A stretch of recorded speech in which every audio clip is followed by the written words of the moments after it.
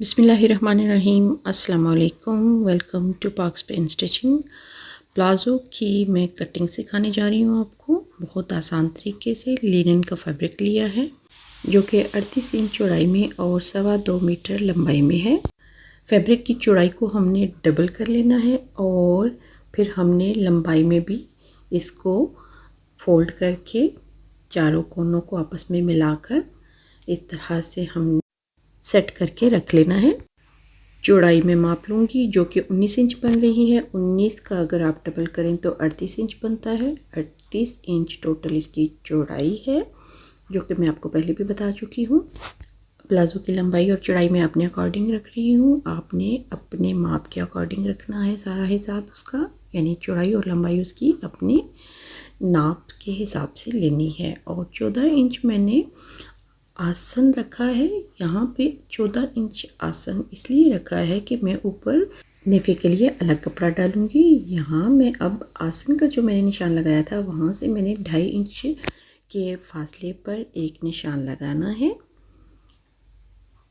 और यहाँ बताती चलूँ कि मैंने नेफे के लिए अलग कपड़ा डालना है, इसलिए मैं आसन 14 इंच पर रख रही हूँ। आपने अगर नेफे का कपड़ा भी साथ 16 से 17 इंच के फासले पर इसी तरीके से निशान लगाएंगी। आसन का निशान आपने 16 से 17 इंच के फासले पर लगाना है अगर आप नेफा भी साथ रख रहे हैं। अब नेफे से मैंने इंच स्टेप को रखकर नीचे बॉटम तक 37 इंच पर रखकर निशान लगाया और ये हमने बॉटम का निशान लगाया है जहाँ तक कि हमने इसकी लंबाई रखनी है। अब मैं अपने पंचे का हिसाब रखूँगी। मैंने 9 इंच पंचा रखना है और 1 इंच मैंने बढ़ाकर भी निशान लगा लिया है, वो कटिंग के लिए है। ये अंदर का निशान जो है ये स्टिचिंग के लिए है। पंचे की चौड़ाई भी आपने अपने अकॉर्डिंग रखनी है और सेम मेथड से ही काटना है।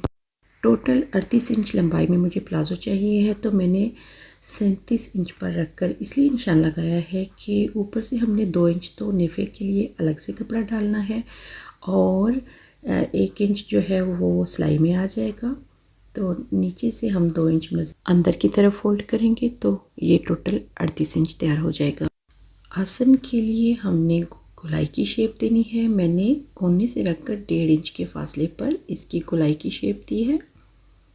कपड़ों का माप लेने का तरीका मैं आपको अपने गुज़श्ता प्रोग्राम्स में दिखा चुकी हूँ। अगर आपने ट्राउज़र या शलवार का माप लेना है तो वहाँ से जाकर आप शलवार या ट्राउज़र का माप लेने का तरीका देख सकते हैं। सेम ही तरीके से हमने इसको मापना होता है।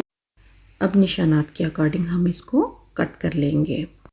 बिल्कुल सादा से और आम अंदाज में मैंने आपको ये कटिंग सिखाई है। उम्मीद करती हूँ कि आपके लिए ये आसान साबित हुई होगी। सादा प्लाज़ो की कटिंग सिखाई है। इसमें आपने आम तरीके से ही नीचे से बॉटम को फोल्ड करना, ऊपर से नेफा फोल्ड करना और जॉइंट्स को जोड़ना है। तो इंशाल्लाह मैं नेक्स्ट वीडियो में आपको इसकी स्टिचिंग का एक डिफरेंट तरीका सिखाऊंगी। दुआ में याद रखिएगा। नेक्स्ट प्रोग्राम तक के लिए अल्लाह हाफिज़। अगर आपने लाइक नहीं किया तो लाइक कर दें और सब्सक्राइब कर लें।